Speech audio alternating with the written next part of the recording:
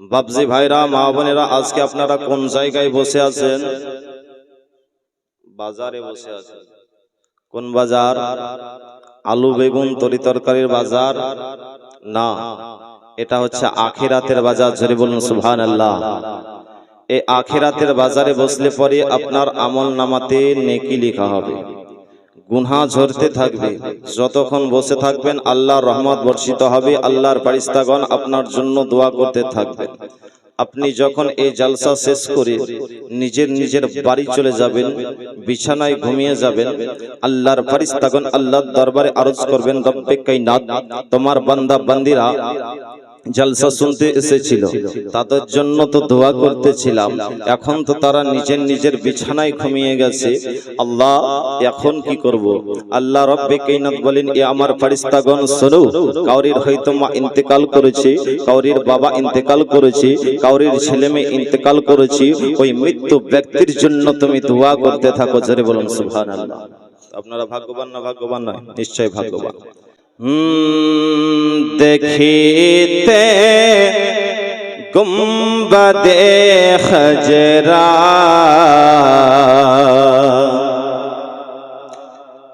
डेके no या रसूल अल्लाह, देखते गुंबदे खजरा डेके नो या रसूल अल्लाह, देखिते गुंबदे खजरा डेके नो या रसूल अल्लाह, देखिते गुंबदे खजरा डेके नो या रसूल अल्लाह, দেখিব তুই নয়নেতে মদিনা ইয়া রাসূল, দেখিব তুই নয়নেতে মদিনা ইয়া রাসূলুল্লাহ, দেখিতে গুম্বদে খজরা ডেকে নাও ইয়া রাসূলুল্লাহ, যারা যারা নবী পাকের রওজায়ে হাজিরি দিল, জোরে বলুন, যারা যারা নবী পাকের রওজায়ে হাজিরি দিল, যারা যারা নবী পাকের রওজায়ে হাজিরি দিল, যারা যারা নবী পাকের রওজায়ে হাজিরি দিল, শাফাআত ওয়াজিব তাদের উপর, ঘোষণা ইয়া রাসূল, শাফাআত ওয়াজিব তাদের উপর, ঘোষণা ইয়া রাসূলুল্লাহ, দেখিতে গুম্বদে খজরা ডেকে নাও ইয়া রাসূলুল্লাহ, দেখিতে গুম্বদে খজরা ডেকে নাও ইয়া রাসূলুল্লাহ, নবীজির দিদারের আশায় কত না দিন কেটে যায়, জোরে বলুন সুবহানাল্লাহ। নবীজির দিদারের আশায় কত না রাত কেটে যায়, নবীজির তারের আশায় কত না রাত কেটে যায় নবেজের তারের আশায় কত না রাত কেটে যায় সপনেতে দেখা দিতে সপনেতে দেখা দিতে এ সোনা ইয়া রাসূল সপনেতে দেখা দিতে এ সোনা ইয়া রাসূলুল্লাহ দেখিতে গুম্বদে খজরা ডেকে নাও ইয়া রাসূলুল্লাহ দেখিতে গুম্বদে খজরা ডেকে নাও ইয়া রাসূলুল্লাহ দেখিতে গুম্বদে খজরা ডেকে নাও ইয়া রাসূলুল্লাহ দেখিব দেখিব তুই নয়নেতে মদিনা ইয়া রাসূলুল্লাহ দেখিব তুই নয়নেতে মদিনা ইয়া রাসূলুল্লাহ দেখিতে গুম্বদে খজরা ডেকে নাও ইয়া রাসূলুল্লাহ।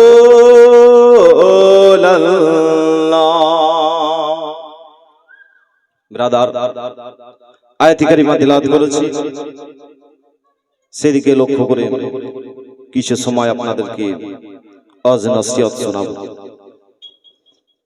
আল্লাহ রাব্বুল কায়নাত কোরআন মাজিদের মধ্যে ঘোষণা করেন ইযহাব ইলা ফিরআউনা ইন্নাহু তাগা। আল্লাহ রাব্বুল কায়নাত বলেন যে ফিরআউনের কাছে যাও, ফিরআউন মাথাচাড়া দিয়েছে। আল্লাহ রাব্বুল আলামিন হযরত মুসা নবীকে বলেন মুসা ফিরআউনের কাছে যাও। কেন? আপনারা শুনেছেন ফিরআউন নিজেকে খোদাই দাবি করেছিল। মুসা নবী ফিরআউনের দরবারে আসেন, আসার পরে বলতে আসেন এ ফিরআউন তুমি যে নিজেকে খোদাই দাবি করছো, খোদাই দাবি ছেড়ে দাও। যিনি আমার আল্লাহ উনি হচ্ছেন তোমার আল্লাহ, অতএব আল্লাহকে এক বলে স্বীকার করে নাও। ফিরআউন বলে মুসা আমি যদি আল্লাহকে এক বলে স্বীকার করি, এক বলে মেনে নিই, তাহলে কি হবে? মুসা নবী বলেন ফিরআউন তুমি যদি আল্লাহকে এক বলে স্বীকার করে নাও, এক বলে যদি মেনে নাও, তাহলে তুমি কোনোদিন বুড়ো হবে না। ফিরআউন বলে আমি বুড়ো হবে না? বলে হ্যাঁ। ফিরআউন বলতে আসে এর কোনো নিশানি আছে, এর কোনো পরিচয় আছে? বলে হ্যাঁ। মুসা নবী ওই জায়গাতে নিজের হাত মোবারকটা আপনার 60 করে দিলেন, লম্বা করে দিলেন। ওই জায়গাটা আপনার নূরে পুষ্পটিত হয়ে গেল, আলোকিত হয়ে গেল। ফিরআউন বলল মুসা আজকের দিন যাই, কালকের দিন চেষ্টা করব। ফিরআউন ওই ব্যক্তি যে হামানের পরামর্শ ছাড়া চলতো না। হামানকে যখন কথাটা বলল, হামান উল্টো যুক্তি দিল যে ফিরআউন শোনো, মুসা যেটা দেখিয়েছে ওটা কোনো আশ্চর্যের বিষয় নয়, ওটা হচ্ছে এক ধরনের জাদু। ওটা হচ্ছে এক ধরনের জাদু। ফিরআউন বলতে আছে যে মুসা যে কত বড় জাদুকর, ওর সঙ্গে একটু পাল্লা হয়ে যাবে। ব্রাদার মিল্লাতে ইসলামিয়া ফিরআউন আসার পরে বলতে আছে মুসা তুমি যে কত বড় জাদুকর, তোমার সঙ্গে একটু পাল্লা হয়ে যাবে। মুসা নবী বলতে আছেন ফিরআউন তুমি কি আমার সঙ্গে পাল্লা দেবে? ফিরআউন বলেন না না, আমার রাজ্যে যত জাদুকর রয়েছে সবাই আসবে আর তোমার সঙ্গে মোকাবিলা করবে। মুসা নবী বলতে আছেন ফিরআউন যাও, তোমার যত রাজ্যের জাদুকর আছে সবাইকে নিয়ে আসো। 3 তারিখ ঠিক করা হলো। ফিরআউনের যত আপনার জাদুকর ছিল একটা ফাঁকা মাঠে এসে হাজির হয়ে গেছে। ফাঁকা মাঠে এসে সমস্ত জাদুকর এসে হাজির হয়ে গেছে। মুসা নবী তিনি যেন আপনার ওই মাঠের মধ্যে আসলেন, তিনার হাতে লাঠি ছিল, আসা মোবারক ছিল। আল্লাহ বলতে আছেন মুসা কোনো ভয় করতে হবে না, কোনো চিন্তা করিও না। মুসা তোমার হাতের লাঠিটা আসা মোবারক জমিনের মধ্যে ছেড়ে দাও। মুসা নবী আসা মোবারক আপনার জমিনের মধ্যে ছেড়ে দিয়েছেন। মুসা নবীর হাতের লাঠি আপনার সাপে পরিণত হয়ে গেছে। জোরে বলুন সুবহানাল্লাহ। মুসা নবী দেখতে আসেন মাঠটা যেন সাপে পরিণত হয়ে গেছে। মুসা নবীর হাতের লাঠি যখন আপনার সাপ হয়ে যত রাজ্যের জাদুঘরের সমস্ত সাপকে গিলে নিয়েছে, তখন জাদুঘরেরা দেখে বলতে আছে মুসা যেটা দেখালে এটা জাদু নয়, এটার নাম হচ্ছে মুআজিজা। জোরে বলুন সুবহানাল্লাহ। মুসা যেটা দেখালে না এটা জাদু নয়, এটারই নাম হচ্ছে মুআজিজা। কিছু সংখ্যক লোক আপনার মুসা নবীর কলমা পড়ে মুসলমান হয়ে গেল। জোরে বলুন সুবহানাল্লাহ। মুসলমান হলো। ফেরাউন বলতে আছে একে তো আমি দল কমাতে চাইলাম, মুসার দল কমাতে চাইলাম, আর তোরা আবার মুসা নবীর কলমা পড়ে মুসলমান হয়ে গেলি। বিরাদার, ফেরাউনের আরো রাগ হয়ে গেল। ফেরাউন কি করলো? যারা কলমা পড়ে মুসলমান হলো একের পর এক তাদেরকে ফাঁসি দিতে শুরু করলো, ফাঁসি দিতে আরম্ভ করলো। কিছুদিন কাটার পরে ফেরাউনের দলের কিছু কট্টরপন্থী লোক ছিল, তারা বলতে আছে যে ফেরাউন যে তারা একের পর এক কলমা পড়ে মুসলমান হচ্ছে, মুসা নবীর দল ভারী হচ্ছে, আমাদের উপরে তারা আক্রমণ করবে, আঘাত করবে, মুসা নবীর দলটা ভারী হয়ে যাচ্ছে। ফেরাউন একটা বুদ্ধি করলো যে তাদেরকে কতল করে দেওয়া হোক। মুসা নবীর বংশের নাম কি ছিল? বনি ইসরাইল গোত্র। আর ফেরাউনের গোত্রের নাম কি ছিল? কিপ্তি বংশ। ব্রাদার, এই ফেরাউনের দলের লোকেরা এসে বলতে আছে মুসা নবীর দলের লোক বের হয়ে যাচ্ছে, একের পর এক কলমা পড়ে মুসলমান হচ্ছে। ফেরাউন একটা যুক্তি করল যে মুসা নবীর দলের লোককে একের পরে এক যেন কতল করে দেওয়া হোক। ফেরাউনের দলের এক ব্যক্তি ছিল, মুসা নবীর কলমা পড়েছিল কিন্তু প্রকাশ করেননি।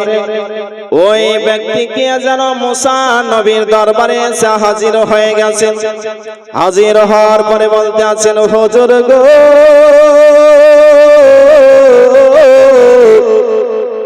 আপনার দলের সমস্ত ব্যক্তিকে মানবগণকে একের পর এক যেন কতল করে দেবে ফেরাউন। মুসা নবীর দলের লোকেরা যখন এই কথা শুনেছে সবাই যেন হাওমা হাওমা করে ক্রন্দন করতে আসে, বলে হুজুর গো, আমরা যখন কলমা পড়িনি আপনার তখন তারা এত আমাদেরকে আঘাত দেয়নি, শাস্তি দেয়নি। হুজুর গো, আপনার যখন কলমা পড়ে নিয়েছি আর আমাদেরকে জগতে রাখবে না, আমাদেরকে কতল করে দেবে, আমাদেরকে শেষ করে দেবে। হুজুর গো, আপনি একটু আল্লাহর কাছে দোয়া করুন। মুসা নবী আল্লাহর দরবারে দো হাত তুলে যেন বদদোয়া চাইলেন, আল্লাহ গো, এই কিপ্তি বংশের লোকের উপরে তুমি বালা নাজিল করো, ফেরাউনের দলের লোকের উপরে তুমি বালা নাজিল করো। আল্লাহ রাব্বুল আলামিন মুসা নবীর দোয়াটা যেন কবুল করলেন। আল্লাহ বলতে আছেন মুসা, আমি তোমার দোয়া কবুল করে নিলাম। আমি আল্লাহ তাদের উপরে বালা নাজিল করে দিলাম, বালা পাঠিয়ে দিলাম, আযাব আমি তাদের উপরে পাঠিয়ে দিলাম। কি আযাব আল্লাহ পাঠালেন? আল্লাহ রাব্বুল আলামিন ওই কিপ্তি বংশের লোকের উপরে ঝড় তুফান বৃষ্টি আল্লাহ রাব্বুল আলামিন তাদের উপরে পাঠিয়ে দিলেন। কি আযাব পাঠালেন? ঝড় তুফান বৃষ্টি। যারা বসেছিল ওই ফেরাউনের দলের লোকেরা সবাই ডুবে মারা গেল, যারা দাঁড়িয়ে ছিল তাদের গলা পর্যন্ত পানি। আর বনি ইসরাইল গোত্রের মানুষেরা তাদের বাড়ির পাশে, কিপ্তি বংশের লোকের বাড়ির পাশে কিন্তু বানি ইসরাইল গোত্রের লোকের বাড়িতে কোনো পানি নাই, কিপ্তি বংশের লোকের বাড়িতে পানিতে ভর্তি। বিরাদারি মিল্লাতে ইসলামিয়া, ফেরাউনের দলের লোকেরা যারা বসেছিল তারা ডুবে মারা গেল, যারা দাঁড়িয়ে ছিল তাদের গলা পর্যন্ত পানি। এই আযাব আপনার এক সপ্তাহ ধরে চলল গো। এই আযাব যখন সহ্য করতে না পেরে ফেরাউনের দলের লোকেরা মুসা নবীর দরবারে এসে হাজির হয়েছেন। বলে হুজুর গো, আমরা এই ঝড় বৃষ্টির আযাব সহ্য করতে পারি না, প্রাণীর আমরা আযাব সহ্য করতে পারি না। হুজুর গো, আপনি আল্লাহর কাছে দোয়া চান, আপনার কলমা পড়ে আমরা মুসলমান হয়ে যাব, আমাদেরকে যেন এই আযাব আর না দেয়। মুসা নবী আল্লাহর কাছে দোয়া চাইলেন, আল্লাহ এরা নাকি আমার কলমা পড়বে, আল্লাহ গো এই আযাবটা তুমি উঠিয়ে নাও। আল্লাহ রাব্বুল আলামিন এই ঝড় বৃষ্টির আযাব যেন উঠিয়ে নিলেন গো। আযাব উঠিয়ে নেওয়ার পরে জমিনের মধ্যে আপনার শাকসবজি হতে আরম্ভ করলো, আপনার ফসল উৎপন্ন হতে আরম্ভ হলো। ফেরাউনের দলের লোকেরা বলতে আছে, আল্লাহ রাব্বুল আলামিন আমাদের উপরে রহমত বর্ষিত করেছে, আমাদের উপরে রহমত বর্ষণ করেছে।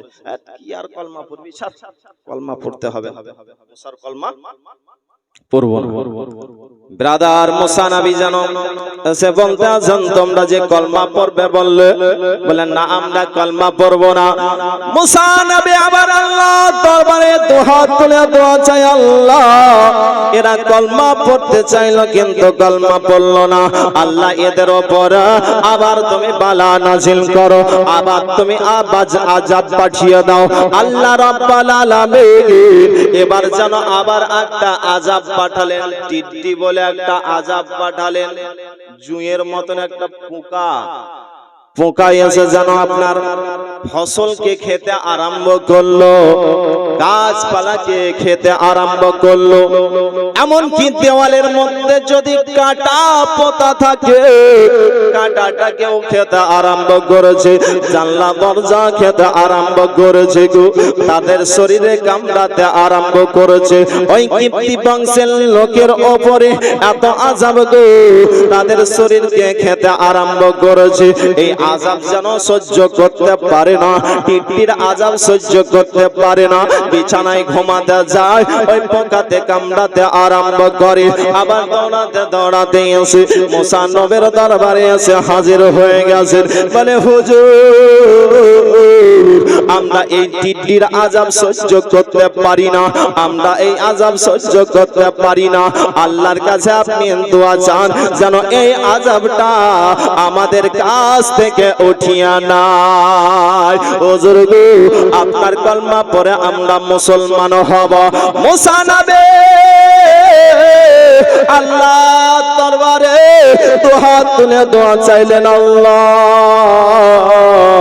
এদের কাছ থেকে এই আযাবটা উঠিয়ে নাও, টিট্টির আযাব তুমি উঠিয়ে নাও, তারা আমার কলমা পড়ে মুসলমান হবে। আল্লাহ রাব্বুল আলামিন মুসা নবীর দোয়া কবুল করলেন গো। এই টিট্টির আযাব উঠিয়ে নিলেন, টিট্টির আযাব উঠিয়ে নেওয়ার পরে মুসা নবী আবার যেন ওই কিপ্তি বংশের লোকের কাছে আসার পরে বলতে আছে, তোমরা কি কলমা পড়বে বললে কলমা পড়ো, বলে না কলমা পড়বো না, আর বাদ দেন, আযাব আলছিল কিছুদিনের জন্য, আর কলমা পড়বো না। বিরাদারি মিল্লাতে ইসলামিয়া এত আযাব দেওয়ার পরে তারা কলমা পড়লো না। আবার মুসা নবী আল্লাহর দরবারে দোয়া চায়, মাবুদ মাওলা গো, তারা বলতে আছে যে কলমা পড়ে মুসলমান হব, কিন্তু কলমা পড়ে মুসলমান হয় না। আল্লাহ এদের উপরে আবার তুমি বালা নাজিল করো। আল্লাহ রাব্বুল আলামিন মুসা নবীর দোয়াটা কবুল করলেন। আল্লাহ বলেন, মুসা এদের উপরে আমি আবার বালা নাজিল করলাম। কি বালা? কুম্মাল বলে একটা আযাব পাঠিয়ে দিলেন। কুম্মাল আপনার জুঁয়ের মতন যেন আপনার আযাব পাঠিয়ে দিয়েছেন গো। এই আযাব কিন্তু আর সহ্য করতে পারে না, এটাও একটা পোকা এসে যেন আপনার দাড়ির মধ্যে কামড়াতে আরম্ভ করেছে, দাড়িগুলা ঝরে ঝরে পড়ে যায়, ভুরুতে কামড়ায়, ভুরুগুলা আপনার চিকনো হয়ে গেছে। ভুরু যদি না থাকে দেখতে ভালো লাগবে গো, ভুরুগুলা আপনার উঠে গেছে, মাংসকে কামড়াতে আরম্ভ করেছে। এই আযাব কিন্তু সহ্য করতে পারে না, এক সপ্তাহ ধরে এই কম্বলের আযাব দেয়, তবুও তারা মুসা নবীর কলমা পড়ে মুসলমান হয় না। এই আযাব সহ্য করতে পারে না, আবার জানো তারা মুসা নবীর কাছে আসলো, বলে হুজুর গো, আমরা এই কম্বলের আযাব সহ্য করতে পারি না, আপনি একটু আল্লাহর কাছে দোয়া চান যেন আমাদের কাছ থেকে এই আযাবটা উঠিয়ে নাও। হুজুর গো, আপনার কলমা পড়ে আমরা মুসলমান হব, এই আযাব সহ্য করতে পারি না। মুসা নবী আবার আল্লাহর কাছে দোয়া চাইলেন, আল্লাহ এই আযাবটা তুমি উঠিয়ে নাও। তারা নাকি কলমা পড়ে মুসলমান হবে। আল্লাহ রাব্বুল আলামিন মুসা নবীর দোয়াটা কবুল করে নিলেন, আযাবটা উঠিয়ে নিলেন গো। মুসা নবী আবার বলতে আছে, ও তোমরা কলমা যে পড়বে বললে কলমা পড়ো, বলে না না না, আমরা কলমা পড়বো না, আমরা কলমা পড়বো না। আল্লাহ রাব্বুল আলামিনের দরবারে মুসা নবী আবার জানো হাত তুলে বদুয়া চাইলেন আল্লাহ। এরা বারবার বলতে আছে যে কলমা পড়ে মুসলমান হব, কিন্তু এদেরকে আযাব দেওয়ার পরেও কিন্তু মুসলমান হয় না। আল্লাহ আবার তুমি এদের উপরে আযাব নাজিল করো। আল্লাহ বলেন, মুসা আমি তোমার দোয়াটা কবুল করে নিলাম। আল্লাহ রাব্বুল আলামিন আবার যেন আযাব পাঠিয়ে দিল, মেন্ডাক ব্যাঙের আযাব পাঠিয়ে দিয়েছেন। কিসের আযাব? ব্যাঙের আযাব। ব্যাঙ কিন্তু আল্লাহর জিকির করে, ব্যাঙ কখনো মারবেন না, ব্যাঙ আল্লাহর জিকির করে। জোরে বলুন, আল্লাহ রাব্বুল আলামিন ব্যাঙের আযাব পাঠিয়ে দিয়েছেন গো। ভাত খেতে যায়, থালার মধ্যে ব্যাঙ, থালার মধ্যে এসে ব্যাঙ ভাত আর খেতে পারে না। আপনার চুলহাতে রান্না করতে যাই, চুলহার মধ্যে এসে ব্যাঙ এসে হাজির, পেশাব করে আগুন বন্ধ করে দেয়। দাড়ির মধ্যে ঝুলে আছে ব্যাঙ, হা করছে, মুখের মধ্যে ব্যাঙ ঢুকে যায়, বিছানাতে ঘুমাতে যায়, বিছানার মধ্যে ব্যাঙ। এই ব্যাঙের আযাব সহ্য করতে পারে না। আবার যেন তারা মুসা নবীর দরবারে এসে হাজির হলো, হুজুর গো, আমরা এই ব্যাঙের আযাব সহ্য করতে পারি না, হুজুর আপনার কলমা পড়ে আমরা মুসলমান হব। হুজুর গো, আপনি একটু আল্লাহর কাছে দোয়া চান যেন এই ব্যাঙের আযাবটা উঠিয়ে নাই। মুসা নবী আবার আল্লাহর কাছে দোয়া চাইলেন, আল্লাহ এই ব্যাঙের আযাবটা তুমি উঠিয়ে নাও, তারা কলমা পড়ে মুসলমান হবে। আল্লাহ রাব্বুল আলামিন বলেন, মুসা আমি তোমার দোয়া কবুল করলাম, ব্যাঙের আযাবটা আমি উঠিয়ে নিলাম। বেরাদার, তবুও তারা যেন এই আযাব দেওয়ার পরেও তারা মুসা নবীর কলমা পড়ে মুসলমান হলো না। মুসা নবী বলতে আছে, তোমরা যে বললে কলমা পড়ব, কিন্তু তোমরা কেন কলমা পড়ো না? এত তোমাদেরকে আযাব দেওয়া হয়, এত কষ্ট দেওয়া হয়, তবু কেন তোমরা কলমা পড়ো না? বলে না না, আমরা কলমা পড়ব না। মুসা নবী আবার যেন আল্লাহর কাছে বদদোয়া চাইলেন, আল্লাহ আবার তুমি এদের উপরে বালা নাজিল করো, এদেরকে এত আযাব দেওয়া হচ্ছে, এত কষ্ট দেওয়া হয়, তবু তারা কলমা পড়ে মুসলমান হয় না। আল্লাহ গো, এদের উপরে আবার তুমি আযাব নাজিল করো। আল্লাহ রাব্বুল আলামিন বলে, মুসা আবার তোমার আমি দোয়া কবুল করলাম। আল্লাহ আমি জানো ওদের উপরে ওই কিপ্তি বংশের উপরে আযাব পাঠিয়ে দিলাম। কি আযাব আবার আল্লাহ রাব্বুল আলামিন পাঠালেন? রক্তের আযাব পাঠিয়ে দিলেন। জোরে বলুন। এই ঘটনা কোথায় লেখা আছে? 9 পারা কোরআন মাজিদের মধ্যে, 9 পারা সূরা আল আরাফের মধ্যে 133 নাম্বার আয়াতের মধ্যে। বাবজি ভাইরা যিনারা কোরআন পড়তে জানেন, এই 33 নাম্বার 133 নাম্বার আয়াতটা আপনার তাফসীরটা পড়ে নেবেন, মানেটা পড়ে নেবেন, দেখতে পাবেন এই ঘটনা লেখা রয়েছে। ব্রাদার মিল্লাতে ইসলামিয়া, আল্লাহ রাব্বুল আলামিন আবার যেন আযাব পাঠিয়ে দিলেন, রক্তের আযাব পাঠিয়ে দিয়েছেন গো। তাদের পানির মধ্যে রক্ত, গিলাসে পানি পান করতে যাবে, পানির মধ্যে রক্ত, পানি পান করতে পাই না। কলসিতে পানি রাখা রয়েছে, কলসির মধ্যে যেন আপনার রক্ত, কুয়াতে পানি রয়েছে, কুয়ার মধ্যে যেন রক্ত। বেরাদার পানি পান করতে পাই না, পানির মধ্যে যেন রক্ত। বেরাদার কিপ্তি বংশের লোকেরা বনি ইসরাইল গোত্রের লোকের কাছে আসে, যেন বলতে আছে তোমরা একটু পানি দাও, আমরা আর বাঁচবো না, আমাদের গলা শুকিয়ে গেছে, জিহ্বা যেন বের হয়ে যাচ্ছে, আমরা পানি পান করতে পাই না, একটু তোমরা পানি দাও গো, পানি দাও। তারা যেন আপনার পানি ঢেলে দিচ্ছে কিপ্তি বংশের লোকের গিলাসের মধ্যে। তো শুধু ফেরাউনের দলের লোকের গিলাসে রক্ত আর রক্ত। বেরাদার তারা কি করলো বললো? ফেরাউনের দলের লোকেরা বলতে আছে, শোনো, তোমরা তোমাদের মুখ থেকে আমাদের মুখের মধ্যে এরকম ভাবে পানি ঢেলে দাও। মুসা নবীর দলের লোকেরা পানি তাদের মুখে ঢেলে দিচ্ছে, তো ওদের মুখে শুধু খালি রক্ত আর রক্ত, পানি পান করতে পাই না।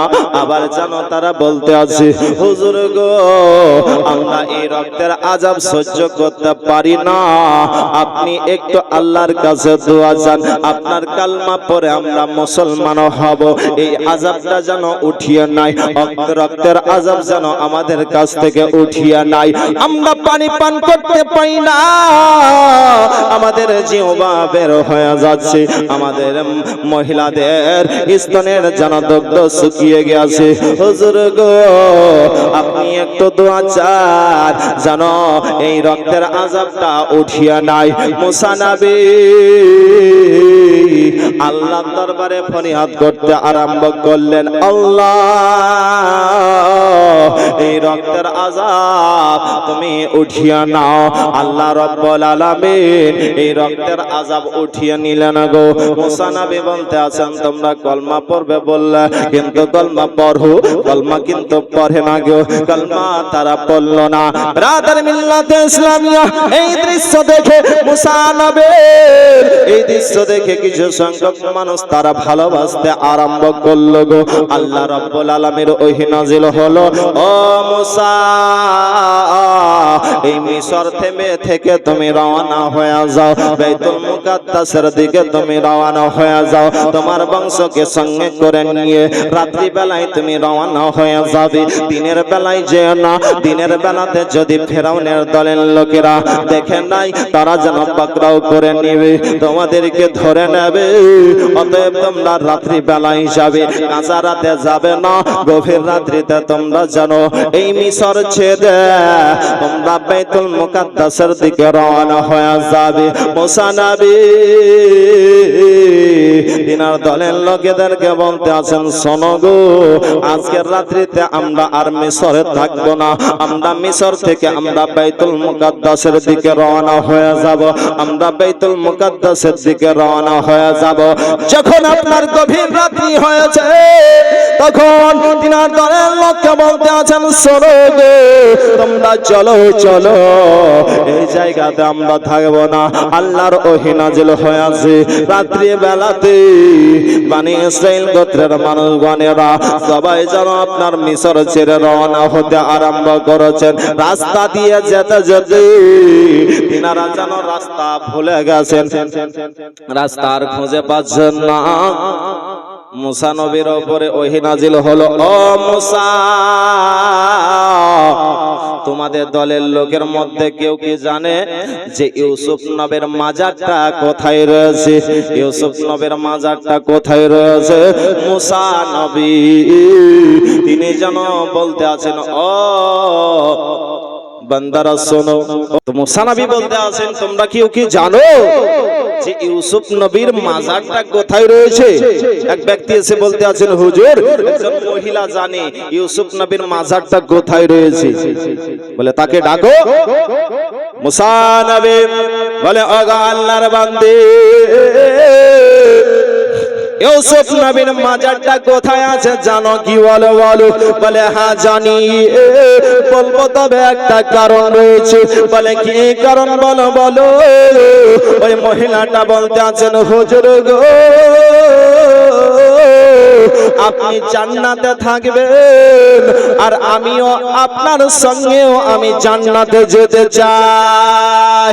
বেরাদার, মুসা নবী যেন আল্লাহর কাছে দোয়া চাইছেন, আল্লাহ এই মহিলাটা আমার সঙ্গে জান্নাতে যেতে চায়। আল্লাহ বলেন, মুসা যাও, তুমি এই মহিলাটাকে সঙ্গে নিয়ে থাকবে জান্নাতে। বেরাদার মিল্লাত ইসলামিয়া মহিলাটা বলতে আছেন, হুজুর গো, ওই অমুক জায়গাতে ইউসুফ নবীর মাজারটা রয়েছে। মুসা নবী গিয়ে যেন মুসা নবীর লাশটাকে সঙ্গে করে নিয়ে আপনার রাস্তা দিয়ে আবার চলতে আরম্ভ করলেন। জোরে বলুন। রাস্তা দিয়ে চলতে আরম্ভ করলেন। ব্রাদার, বক্তাকে বসিয়ে রেখে এই বক্তব্য দেওয়া ঠিক হবে না। তো আসুন একটি ছন্দ পরে বক্তব্য সমাপ্ত করে দিচ্ছি। কোনদিন যদি আবার আসি তাহলে আপনাদেরকে ভক্তি ভরে শোনাবো। একবার মহব্বতে বলুন সুবহানাল্লাহ। কোরআনিয়া তো নবীজির শান, মুনাফিক দেখে না, ঈমানদার দিওয়ানা যেতে চাই মদিনা। ঈমানদার দিওয়ানা যেতে চাই মদিনা। আপনারাও যদি আমার সঙ্গে বলেন ঈমানদার দিওয়ানা যেতে চাই মদিনা, তাহলে ভালো লাগবে। বলতে পারবেন তো? একটু বলেন, ঈমানদার দিওয়ানা যেতে চাই মদিনা। কোরআনিয়া তো নবীজি শান, মুনাফিক দেখে না, ঈমানদার দিওয়ানা যেতে চাই মদিনা। ঈমানদার দিওয়ানা যেতে চাই মদিনা। শক মার সিরাজ মনিরা কোরআনে ঘোষণা, আকাশের চাঁদ ডাক দেয় নবীজি জমিনে আসনা। মোহাম্মদ বলুন সুবহানাল্লাহ। শক মার সিরাজ মনিরা কোরআনে ঘোষণা, আকাশের চাঁদ ডাক দেয় নবীজি জমিনে আসনা। নবীর ডাকে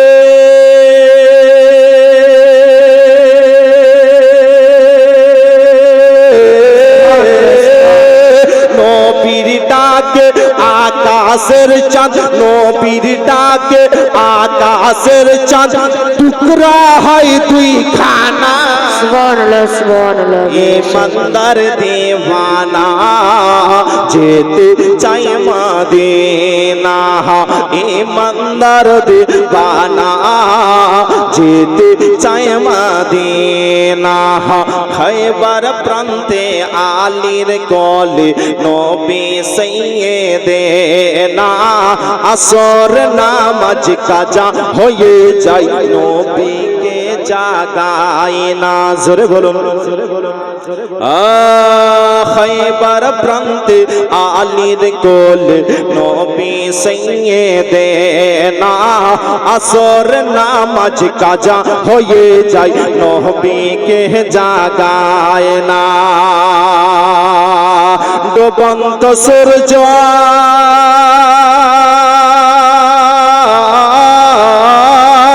ডুবন্ত সূর্য ডাক দিয়ে কই নবী, ডুবন্ত সূর্য ডাক দিয়ে কই নবী আলী নামাজ পড়না।